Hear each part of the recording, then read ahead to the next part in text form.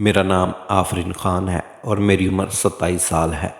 میرا تعلق ایک پٹھان خاندان سے ہے۔ میری شادی 11 سال پہلے شاہد خان کے ساتھ ہوئی، جو اس وقت مجھ سے 10 سال بڑا تھا۔ میں بہت زیادہ نہیں تو ایوریج خوبصورت ہوں، جبکہ شاہد مجھ سے زیادہ ہینڈسم اور بھرپور مرد۔ میں اس وقت کافی حد تک پرکشش جسم کی مالک ہوں، جب شاہد مجھ سے بہت بڑی عمر کے معلوم ہوتے ہیں۔ شاہد ایک سرکاری ملازم ہیں اور ان کی پوسٹ شروع سے ہی کراچی میں رہی۔ ہمارے 3 بچے ہیں۔ شادی کے 2 سال بعد میں امید سے ہوئی تو خاندان میں بہت سی خوشیاں منائی گئی، لیکن میری ازدواجی زندگی پر اس کے بہت برے اثرات مرتب ہوئے۔ شاہد اب مجھ سے ہفتے میں ایک مرتبہ ہی 3 ماہ سے ایسے ہی گزر گئے۔ اس کے بعد شاید میرے پاس آنے سے بھی کتراتے تھے۔ آخر 9 ماہ گزر گئے اور میں نے ایک خوبصورت بچے کو جنم دیا۔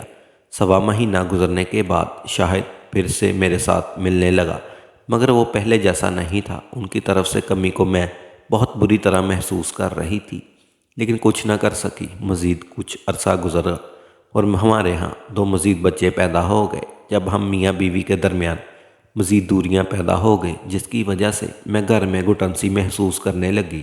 ایسے ہی ہماری شادی کو 9 سال کا عرصہ گزر گیا۔ وہ مجھے ادھورا ہی چھوڑ کر خود مجھ سے الگ ہو جاتے، جس پر مجھے بہت ہی ڈپریشن ہوتی۔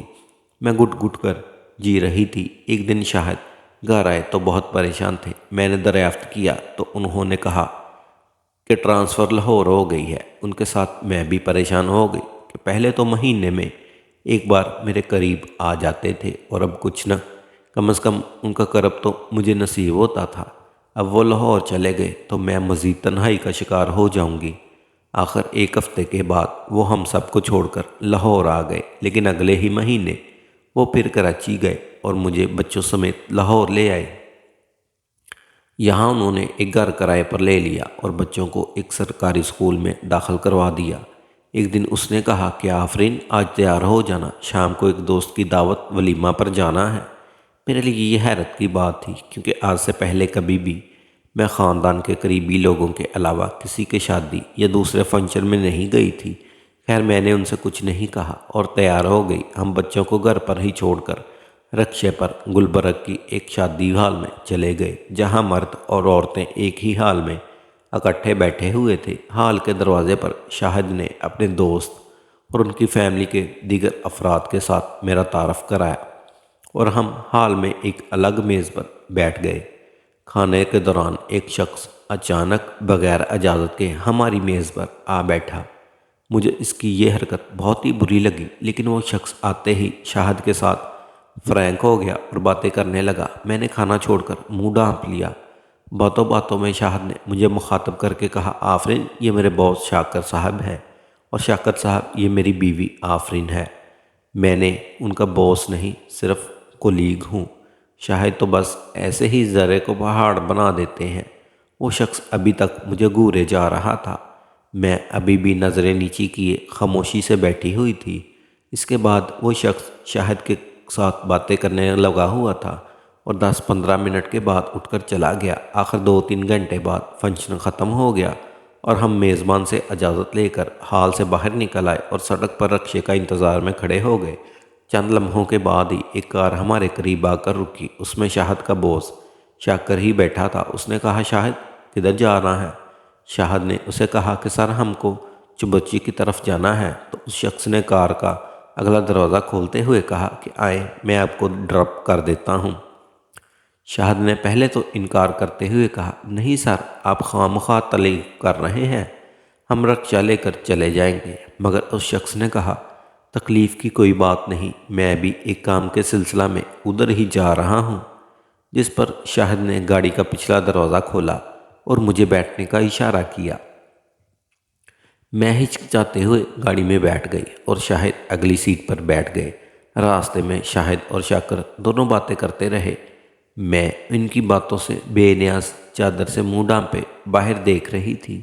چبرچی پہنچ کر اس شخص نے ہم کو اترنے دیا اور جاتے ہوئے شاہد سے کہنے لگا، یار شاہد، کبھی بھابھی کو لے کر ہمارے گھر بھی آؤ۔ جس پر شاہد نے کہا، ٹھیک ہے، مگر آپ یہاں تک آ گئے ہیں، اس اگلی گلی میں ہمارا گھر ہے، چائے تو پی کر جائیں۔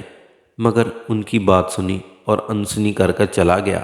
میں نے گھر آ کر شاہد سے کہا کیا ضرورت تھی مجھے اس فنکشن میں لے کر جانے کی، اور پھر آپ ایک اجنبی کے ساتھ گاڑی میں مجھے لے کر بیٹھ گئے۔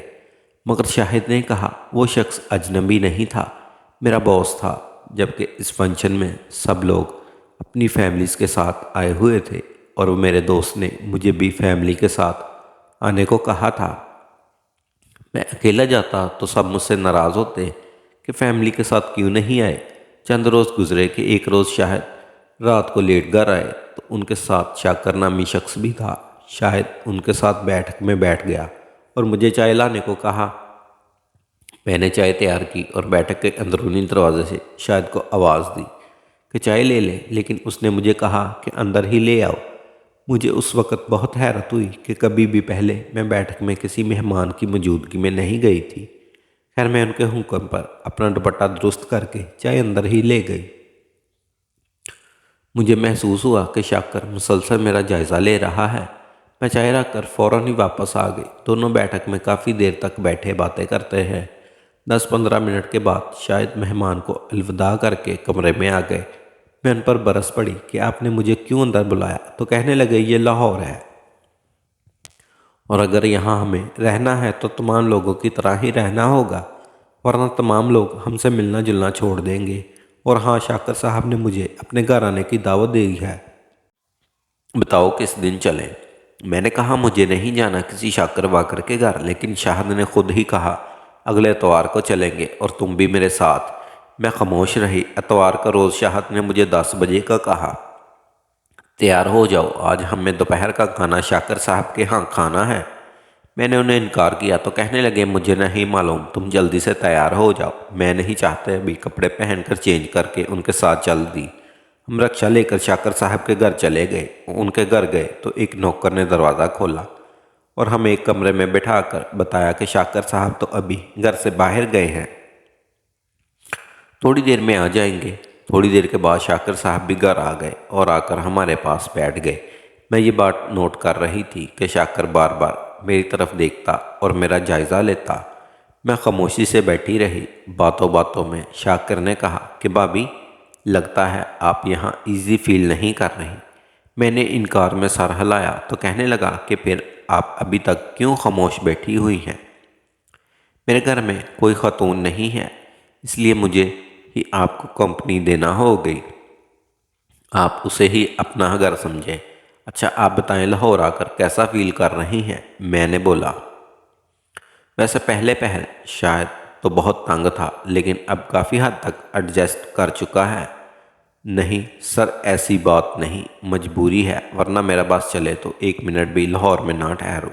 اس بار میری بجائے شاہد نے جواب دیا۔ اب پھر شاکر نے مجھ سے مخاطب ہوتے ہوئے کہا بھابی شاہد آپ کو تنگ بھی نہیں لے کر اب یا نہیں؟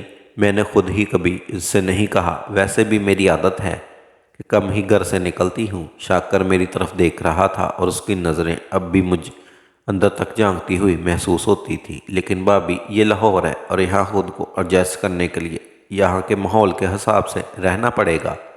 میں پھر خاموش ہو گئی۔ کھانے کے بعد ہم پھر کمرے میں آ بیٹھے، جہاں آ کر شاکر نے کہا کہ کبھی ہمارے گھر بھی آ جایا کرے۔ کھانا کھانے سے اس نے کہا ٹھیک ہے کسی دن پروگرام بنائیں گے، اور شاکر مجھے بار بار گھور رہا تھا۔ باتوں باتوں میں شام کے 4 بج گئے۔ اب شاہد نے شاکر سے اجازت لی تو شاکر اندر سے 2 پیکٹ اٹھا کر لایا اور مجھے تھما دیے اور کہا بھابی یہ میری طرف سے آپ کے لیے گفٹ ہے، اب پہلی بار میرے گھر آئی اور شاید یہ تمہارے لیے ایک پیکٹ۔ اس نے شاہد کے ہاتھ میں دے دیا۔ سر اس کی کیا ضرورت تھی؟ شاہد نے پیکٹ پکڑتے ہوئے کہا نہیں نہیں یار، آپ لوگ پہلی بار میرے گھر آئے، پھر معلوم نہیں زندگی کہاں لے جائے۔ اس کے بعد شاکر ہم کو گھر تک چھوڑنے آیا اور گھر کے دروازے تک چھوڑ کر خود چلا گیا۔ گھر آ کر میں نے شاکر سے کہا کہ میں آئندہ کبھی کسی کے ہاں نہیں جاؤں گی۔ تم نے دیکھا تمہارا باس مجھے کس طرح گھور رہا تھا، لیکن شاہد نے کہا شاکر ایسا آدمی ہے، بہت اچھا آدمی ہے، دفتر میں مجھے کبھی بھی محسوس نہیں ہونے دیا کہ میں اس کے ماتحت ہوں، اور تم خواہ ایسا محسوس کر رہی ہو۔ اس کے بعد شاہد نے 3 پیکٹ خود ہی کھول دیے दो पैकेट में हम दोनों के सूट थे, जबकि एक में मेरे लिए ज्वेलरी थी। काफ़ी महंगी मालूम होती थी। शाहिद ने देखकर कपड़ों और ज्वेलरी की तारीफ शुरू कर दी और मुझसे कहा कि किसी दिन शाकर साहब को अपने घर खाने को मदऊ करूं। मैंने कहा कि जिस दिन मर्ज़ी कर लें, मगर मैं उनके सामने नहीं जाऊंगी। शाहिद ने जवाब दिया, ना जाना तुम्हारी मर्ज़ी, अगले इतवार को ठीक रहेगा। मैंने कहा ठीक है। शाहिद जुम्मा के दिन गोश्त और कुछ फ्रूट वगैरह घर लेकर आए और कहा कि परसों शाकर साहब आ रहे हैं, तुम अच्छा सा खाना पका लेना। इतवार के रोज़ सुबह ही मैंने भुना गोश्त, रोस्ट और शोरबा, अफ़गानी रवायती खाने तैयार करना शुरू कर दिए। 12 बजे के करीब शाकर हमारे घर आ गया। मैं रवायती अफ़गानी चाय उनके लिए तैयार करके अपने बड़े बेटे के हाथ बैठक में भिजवा दिया। उसे पीने के बाद खाना भी भिजवा दिया। शाकर साहब 3 बजे के करीब घर से चले गए। उसके बाद शाहिद अंदर आए और कहने लगे, तुम बैठक में क्यों नहीं आई? मैंने कहा, मैंने पहले ही आपको बता दिया था कि मैं किसी के सामने नहीं जाऊंगी। कहने लगे, शाकर साहब ने बार बार पूछा कि भाभी क्यों नहीं आई और काफ़ी नाराज़ भी हो रहे थे। मैं खामोश रही। उसके बाद रोज़ ही शायद घर आकर शाकर साहब के गुन ही गाते रहे और रूटीन में भी दिन गुजर गए। तकरीबन 1 माह बाद शाहिद ने मुझे कहा, आज शाकर साहब के यहाँ कुछ मेहमान आने वाले हैं और उन्होंने कहा है कि उनके लिए अफ़गानी खाने बनवाना चाहते हैं। मैं तुमको अगले हफ्ते को उनके घर लेकर जाऊंगा। मैंने इनकार किया तो कहने लगे, जैसा मैं कहता हूँ वो करो। शाकर साहब के साथ मेरा तल्लक भाइयों की तरह हो चुका है और तुम भी उनको अजनबी ना समझो। खैर, मैं हफ्ते के रोज़ सुबह शाहिद के साथ शाकर के घर चली गई। शाकर के घर में ही मौजूद था। मुझे किचन में चीज़ें देकर खुद दोनों गाड़ी पर बैठकर दफ्तर चले गए। दोपहर के वक्त शाहिद का फ़ोन आया। उन्होंने मेरा हाल चाल पूछा और मुझे अफ़गानी डिश अच्छी तरह तैयार करने की हिदायत करने लगे। 1:30 बजे के करीब दरवाजे पर बेल हुई। नौकर ने दरवाज़ा खोला और शाकर आ गए। वो सीधा किचन में ही आ गए और मुझे मुखातब कर कर कहने लगे कि भाभी, जैसा खाना आपने घर में खिलाया था वैसा ही होना चाहिए। मैं उनके पीछे देखने लगी कि शायद भी उनके साथ ही होंगे, मगर वो अकेला ही था। मैंने उनसे शाहिद के बारे में पूछा तो कहने लगा, मैं तो किसी दफ्तरी काम के सिलसिले में इधर आया था, सोचा घर चक्कर लगा लूँ, किसी चीज़ की ज़रूरत तो नहीं। शायद अभी दफ्तर में है, मुझे भी जाना है, शाम को इकट्ठे ही आ जाएंगे। और हाँ भाभी, मुझे बहुत सख्त भूख लगी है, अगर कोई डिश तैयार हो गई है तो मुझे थोड़ा सा खाना दे दे। ये कहकर शाकर ने नौकर को बाज़ार से सामान लाने के लिए भेज दिया और ख़ुद किचन के दरवाजे पर ही खड़ा हो गया। मुझे बहुत अजीब सा महसूस हो रहा था। वो मुसलसल मुझे घूर रहा था, जिसकी वजह से मेरे हाथ कांपने लगे। मैं प्लेट में रोस्ट का एक पीस रख कर उनको दिया। यहाँ पर ही खड़े होकर खाने लगे। वाह भाई वाह, आपने तो कमाल कर दिया, इतना लजीज खाना, कमाल है भाभी, आपके हाथ में तो जादू है। आप जितनी खुद खूबसूरत हैं उतने अच्छे खाने भी तैयार करती हैं। मैं पहली बार किसी के मुंह से अपनी तारीफ़ सुन रही थी और मुझे अजीब सा लग रहा था। इससे पहले शाहिद ने कभी मेरी तारीफ़ नहीं की थी। शाकर ने फिर मुझे मुखातब करते हुए कहा, भाभी, आपको मेरी तरफ से दिया हुआ सूट और ज्वेलरी कैसी लगी? मेरे ख्याल से वो आप पर बहुत सूट करेगी। वैसे आप ज्वेलरी के बगैर भी बहुत खूबसूरत हैं, लेकिन वो ज्वेलरी आपकी खूबसूरती को 4 चांद लगा देगी। मैं मुसलसल खामोश थी और अपनी तारीफ़ सुनकर मेरे हाथ पांव सुन्न हो रहे थे। कोई अजनबी पहली बार इस तरह मेरे साथ मुखातब था। थोड़ी देर के बाद शाकर चले गए और शाम को शाहिद घर आकर हम दोनों को शाकर नौकर का घर ड्रॉप करके वापस गया। घर जाकर मैंने सोचा कि शाहिद को सब कुछ बता दूं, मगर मालूम नहीं क्यों खामोश रही। अगले रोज़ शाकर का फ़ोन आया और कहा कुछ बातें करने के बाद शाहिद ने फ़ोन मुझे दे दिया और दूसरी तरफ शाकर था। भाभी, आपने तो कमाल कर दिया, मैंने तो कल ही कह दिया था कि आपके हाथ में जादू है। मेरे दोस्त यूके से आए हुए थे, बहुत तारीफ़ें कर रहे थे। मैं खामोशी से उसकी बातें सुनती रही। अब अक्सर शाकर का फ़ोन आ जाता और शाहिद मुझे फ़ोन थमा देता। मैं मजबूरन थोड़ी बहुत बात करके फ़ोन बंद कर देती। एक रोज़ रात को शाहिद और मैं बैठे हुए थे। شاہد نے مجھے کہا آفرین شاکر صاحب میرے کراچی ٹرانسفر کرا سکتے ہیں۔ میں خاموش رہی۔ انہوں نے پھر مجھے مخاطب کیا اور بولا تم یہ کام کر سکتی ہو۔ میں کیسے کر سکتی ہوں؟ تم کر سکتی ہو اور تمہاری بات نہیں ٹالے گا۔ آپ یہ کیا کہہ رہے ہیں؟ میں ٹھیک کہہ رہا ہوں۔ شاہد نے یہ کہتے ہوئے اپنے موبائل سے شاکر کو فون ملایا اور سپیکر آن کر کے مجھے تھما دیا اور کہنے لگے ان سے ابھی صرف حال چال ہی پوچھنا۔ میں نہ چاہتے ہوئے بھی فون کان کو لگا لیا۔ تیسری یا چوتھی بیل پر شاکر نے فون اٹھا لیا۔ میں آفرین بول رہی ہوں۔ جی کیا حال ہے بھابی؟ ٹھیک ہوں۔ کیسے مجھے فون کر لیا؟ بس ایسے ہی۔ کیا شاید سو رہے ہیں؟ نہیں۔ اچھا باہر گئے ہوں گے تو آپ نے سوچا کہ مجھے فون کر لیں۔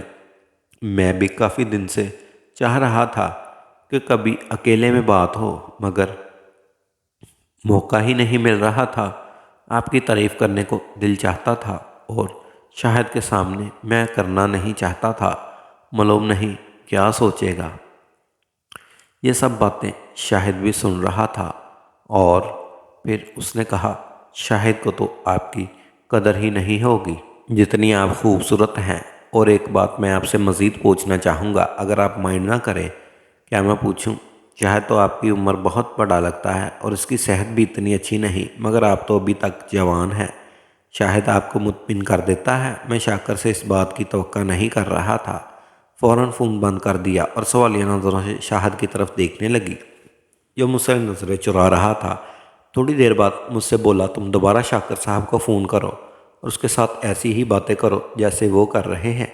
ایسے ہی کام کرے گا۔ مجھے پہلے ہی پتا تھا۔ نہیں میں نہیں کر سکتی۔ تم کرو، فون ہی تو کرنا ہے۔ نہیں شاہد میں نہیں کر سکتی، تم کو کرنا ہی ہوگا۔ اب کی بار شاہد کا لہجہ سخت انداز اور حکمیہ تھا۔ میں نے فون دوبارہ ملایا اور اگلی طرف سے فون اٹھاتے ہی کہا کٹ گیا تھا۔ مجھے معلوم تھا آپ دوبارہ کریں گی۔ جی میں نے کچھ آپ سے پوچھا تھا۔ کیا یہی شاہد آپ کی ضرورت پوری کرتا ہے؟ میں نے کہا ایسی بات نہیں ہے۔ تو اس نے کہا مجھے معلوم ہے یہ بوڑھا تم کو کیا محبت کرتا ہوگا۔ آفرین جس دن سے تم کو دیکھا ہے دل چاہتا ہے تم کو جی بھر کر پیار کروں۔ میں تمہارے جیسی خوبصورت لڑکی آج تک نہیں دیکھی۔ جی دیکھیں آپ ایسی باتیں کیوں کر رہے ہیں؟ تو کیسی باتیں کروں؟